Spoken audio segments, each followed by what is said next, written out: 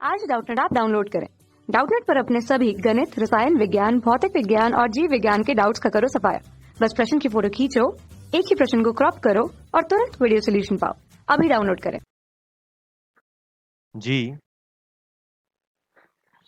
नमस्कार। 8 इकाई परिमाण वाला एक सदिश n x अक्ष से 45 डिग्री, y अक्ष से 60 डिग्री तथा z अक्ष से न्यून कोण बनाता है। यदि एक समतल बिंदु √2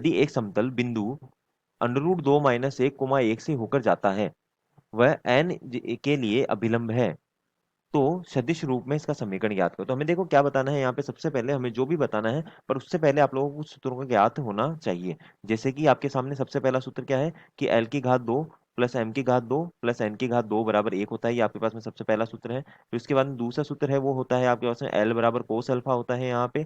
m बराबर जो होता है वो होता है आपके पास में कोस बीटा, और n बराबर जो होता है वो होता है आपके पास में कोस गामा। यहाँ पे अल्फा बीटा गामा जो है वो एस एक्स वाई और जेड एक्सिस के साथ में बनाए गए कोण है सदिश के द्वारा। फिर इसके बाद में आपका जो नया सूत्र काम आता है वो होता है कि किसी भी सदिश का अगर इकाई सदिश ज्ञात किया जाए तो उसको ज्ञात किया जा सकता है L I cap plus M J cap plus N K cap की सहायता से। तो यहाँ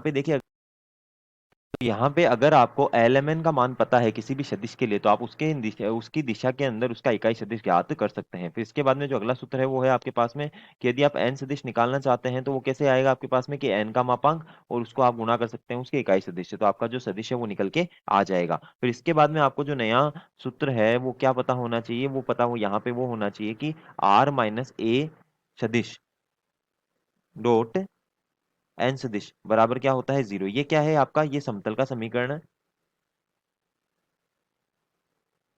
समतल का समीकरण है जो कि ए बिंदु से होकर गुजरता है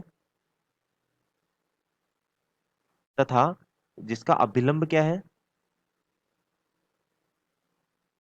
अभिलंब जो है वो एन सदिश है। ठीक है, तो ये बात आप लोगों को समझ में आ गई है। अब चलिए आगे बढ़ते हैं, देखें इस प्रश्न को किस तरह से करना है। तो यहाँ पे सबसे पहले आप लोगों को जो अल्फा का मान दिया गया है वो है 45 डिग्री, और जो बीटा का मान दिया गया वो है 60 डिग्री। तो गामा का मान हमें नहीं दिया गया, तो हम गामा को ऐसा कैसे ही मान लेंगे। तो ध्यान से देखिए यहाँ पे एल बराबर क्या हो गया आपके पास में कोस 45 डिग्री, जो कि हो गया आपके पास में 1/√2।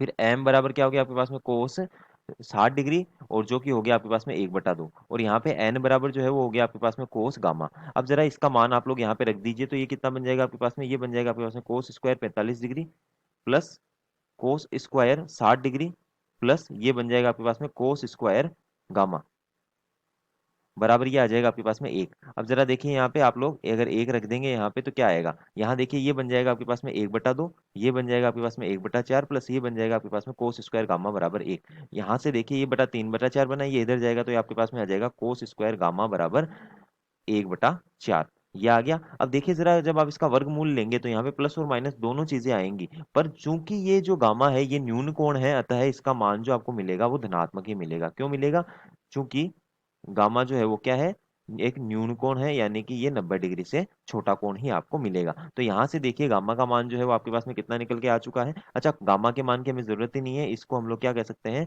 एल एम, और ये एन का मान आपको मिल चुका है। तो एन बराबर आपको कितना मिल चुका है, 1/2 आपको इस प्रश्न के लिए मिल चुका है। तो अब हम लोग अगर चाहें तो यहाँ पे दूसरे सूत्र का प्रयोग करते हुए हम लोग यहाँ पे एन केप का मान लिख सकते हैं। तो एन केप का मान क्या आएगा, L I cap plus M J cap plus N K cap. तो ये कितना निकल के आएगा यहाँ पे आपके पास में, देखिए जरा। तो ये को एल जो है उसका मान आया था आपके पास में 1/√2, ये आ गया आई केप।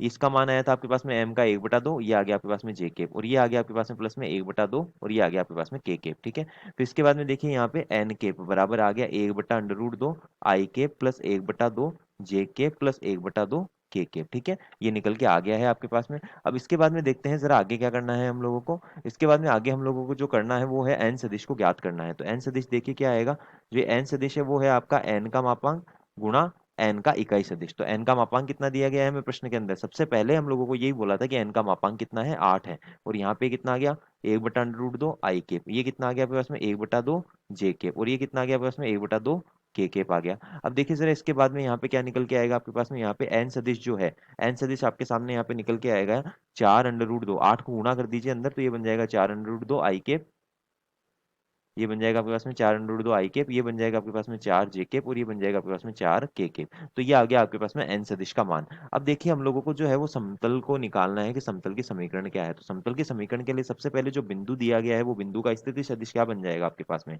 वो देखते हैं जरा। तो जो बिंदु है उसका स्थिति सदिश आपके पास में बन जाएगा √2 आई कैप माइनस, ये कितना बन जाएगा आपके पास में यहाँ पे √2 आई कैप माइनस में जे कैप, और प्लस में ये बन गया आपके पास में के कैप। ये कौन सा बिंदु है, ये है √2 -1 ठीक है। अब इसके बाद में हम लोग यहाँ पे समतल का समीकरण निकालते हैं। तो समतल का समीकरण क्या निकल के आएगा वो देखते हैं जरा। समतल का समीकरण, समतल का समीकरण क्या है आपके पास में, r - a डॉट, ये आ गया आपके पास में एन के एन वेक्टर बराबर कितना आ गया आपके पास में 0। अब जरा यहाँ पे मान रख देते हैं, तो ये बन गया आपके पास में आर वेक्टर, ये माइनस, और ये यहाँ पे कितना आ गया आपके पास में, यहाँ पे देखिए जरा ये कितना निकल के आएगा आपके पास में, ये निकल के आ गया आपके पास में √2 I cap minus J cap plus के कैप, ठीक है। और यहाँ पे आपके पास में एन जो सदिश है वो कितना निकल के आ गया, एन सदिश जो है वो निकल के आ गया 4 √2 I cap plus 4 J cap plus 4 के कैप। ये आ गया आपके पास में सदिश